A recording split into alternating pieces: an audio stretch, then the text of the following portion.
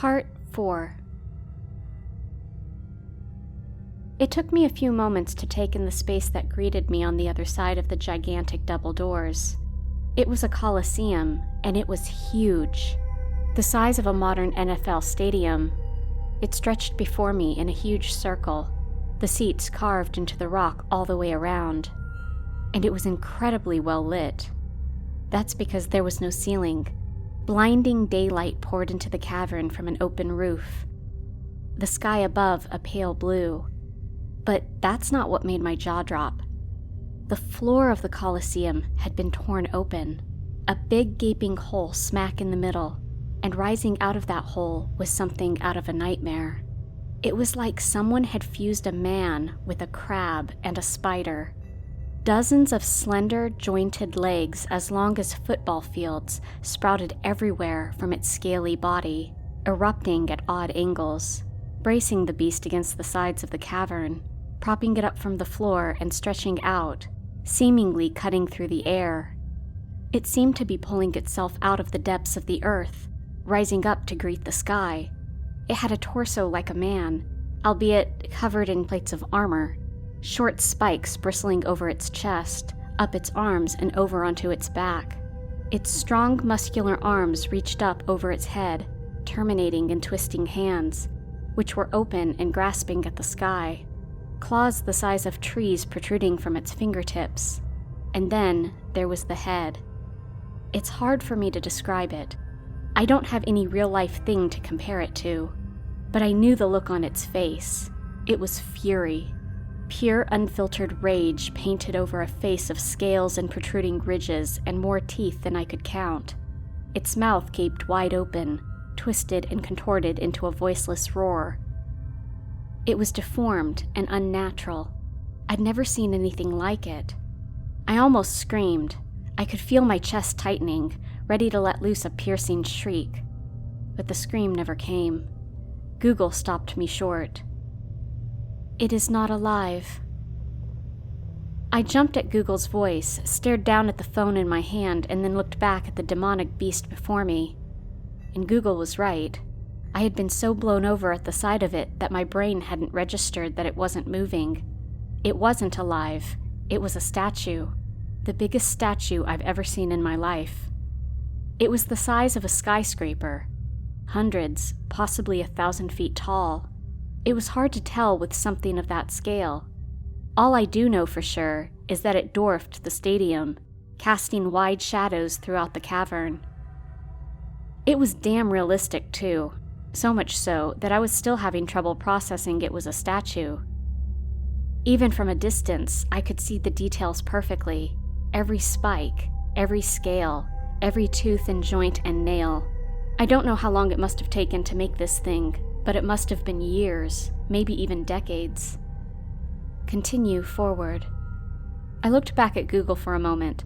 I really wasn't keen on getting closer to that thing.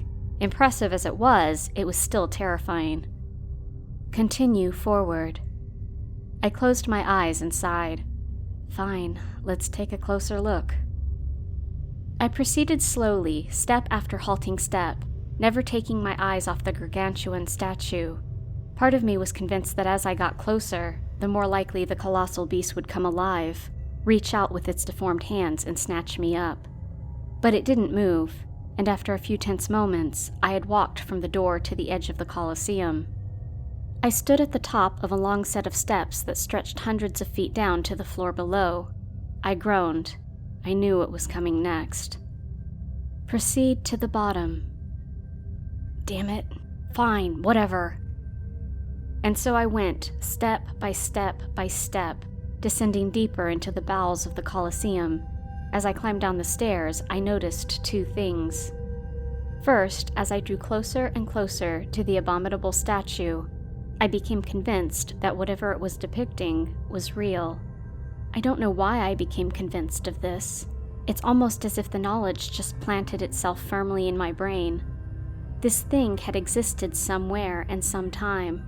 I knew it like I know that water is wet.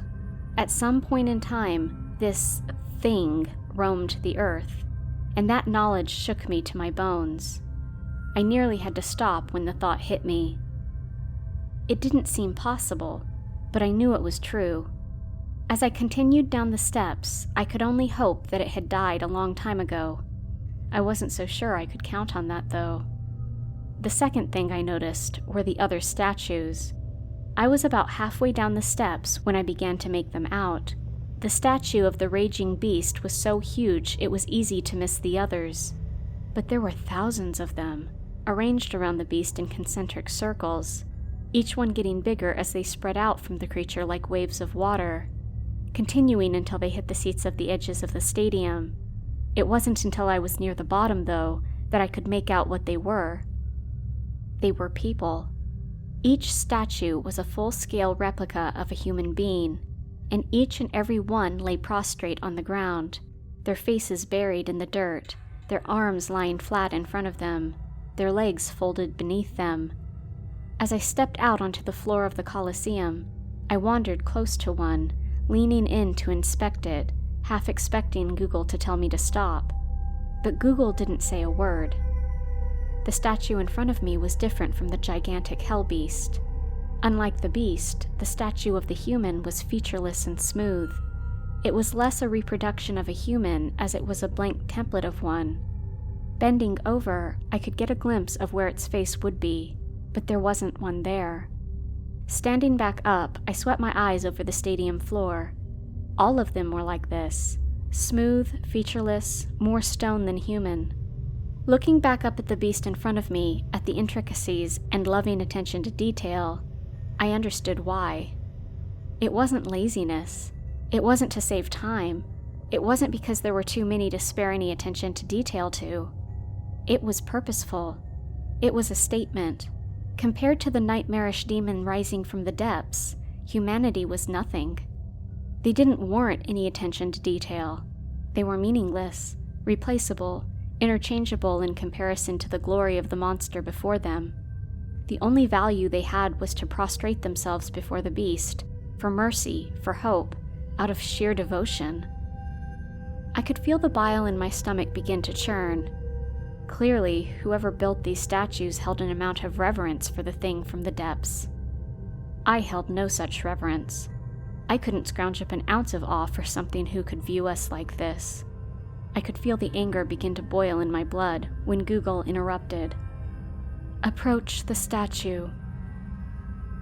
I didn't even stop to wait for Google to finish. I knew where this was going. I began to stride towards the behemoth, my steps growing longer and faster. As I made my approach, past the throngs of empty human bodies, I could feel the resentment bubbling up. I had been put through hell for this. I endured unknown horrors for whatever this thing was, and I had no choice. I had no way back. So screw it, you big scaly bastard. You want me? You can have me. You want to swallow me up into that hole? Fine, let's just end this, now. Soon I passed under the shadow of the demon, the light around me dimming, and ahead I could see where I was going. A small set of stairs rose from the floor of the stadium, butted up against the massive fissure in the rock. And atop that staircase was a landing with a large vertical stone slab, maybe 10 feet tall, a small hole halfway up the surface. Climb the stairs. I ignored it again. I didn't need its directions. I approached the foot of the landing and looked up at the foreboding stone wall at the top. I took a deep breath and began my climb. And as I reached the top of the steps, Google's voice rang in the silence of the Coliseum. "You have reached your destination."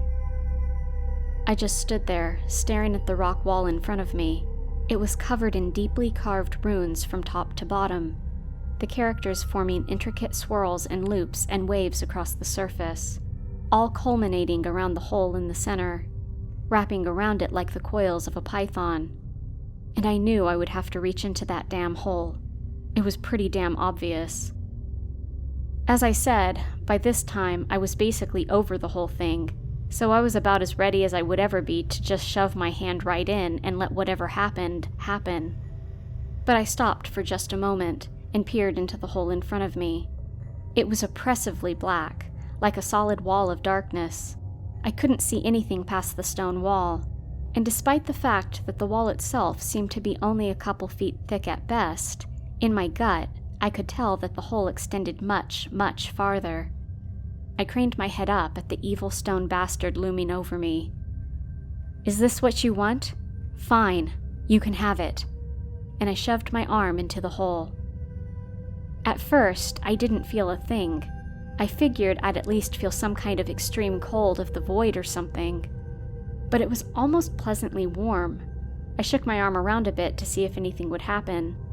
But it was almost disappointingly uneventful. I had my hand dangling in the void for close to a minute and was considering pulling it out when it happened. Faster than I could process it, something cold and wet wrapped tightly around my arm. I yelled in shock. It traveled from my hand up to my elbow and pulled hard, slamming my body into the rocky wall. I could feel it tightening over me. I struggled to pull my arm out. I didn't have any delusions that I could win this fight, but I was pissed enough not to let it take me easily. I couldn't tell what it was exactly, whether it was a tentacle or a tongue, but it was somehow smooth and rough at the same time, traveling over my skin like slimy sandpaper, threatening to tear the flesh off my arm. The grip tightened even more, and I was certain it was about to snap my arm in two. I could feel the force against my bones pushing them to their limits. My arm screaming from the pressure, and then it bit me, or something like that. My arm exploded in white-hot flames, and I felt tens of thousands of needles plunging deep into my skin, burrowing into the muscle. My screams sliced through the air, my head reared back, my mouth wide open. I could feel the needles pulsing in and out, joined soon by what felt like hundreds of little mouths sucking hungrily, lapping up the blood as the needles drew more and more of it up to the surface of my arm. And as the pain threatened to shut me down, to turn my brain off, I looked up at the nightmare creature above me, glared at it in defiance. "Kill me if you want," I thought. "Take what you want from me, but I'm going to be an asshole about it. You aren't getting any reverence from me." And with every ounce of strength I had, I raised up my free arm and gave the hell beast the finger.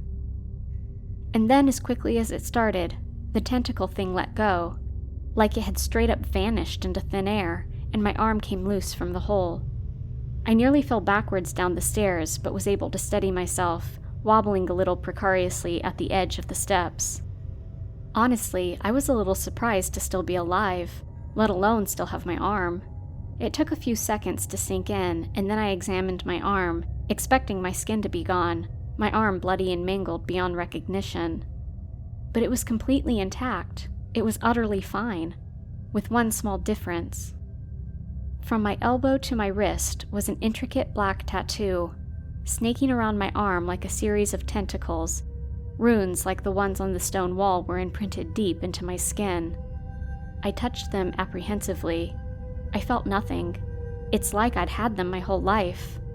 I looked up at the stone wall to compare the ones there to the ones on my arm, but the stone wall was blank, smooth as glass. I looked back at my arm. What the hell just happened? And then before I could say anything, a voice boomed through the cavern, shaking the walls, nearly tossing me off the landing to the floor below. "It is done. You may ascend." I looked up the second I heard the voice to the massive statue, pretty much convinced the damn thing had come to life and was about to ruin my day. But it stood still, lifeless. After a breathless minute of staring up at the beast, checking for any signs of life, I turned back to the stairs and nearly pissed myself. The human statues had moved. Every single one of them. Thousands upon thousands of them now stood up, their arms raised high in adoration of the beast, their blank faces somehow still conveying worship and praise. My whole body shivered. And in the midst of them, a couple dozen feet from the bottom of the landing, was a huge winding stone staircase. My eyes followed it as it wound upwards and into the sky above.